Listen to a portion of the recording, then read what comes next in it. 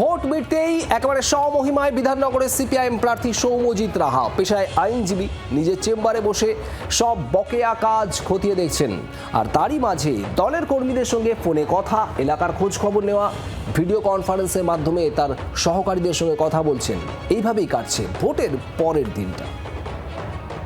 একটা দীর্ঘ লড়াই, মানে একটা দীর্ঘ প্রচার, মানুষের কাছে যাওয়া, দীর্ঘদিন ধরে তাদের বাড়ি বাড়ি যাওয়া। তো দ্বিতীয় দফার নির্বাচন বিধাননগরে কেমন ভোট হয়েছে? ওভারঅল শান্তিপূর্ণ। কিছু কিছু জায়গায় অনৈতিকভাবে জমায়েত করেছে শাসক দলের তারা লোকজন, এবং সেগুলো প্রশাসনের তরফ থেকে ডিসপার্স করা হয়েছে। কোথাও কি একটু রিল্যাক্স মনে হচ্ছে?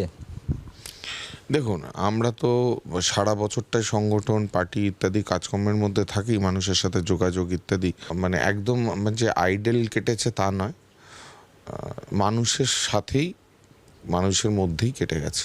4 তারিখে তো গণনা, তার আগে কি কোথাও একটা টেনশন কাজ করছে কি হবে বিধাননগরে? না, আমি একদম কোনো টেনশন নেই। আমি মানে ইলেকশন সংক্রান্ত বিষয়ে আমি যথেষ্ট রিল্যাক্সড। বাংলার আওয়াজ, বাঙালির আবেগ, জি 24 ঘন্টা।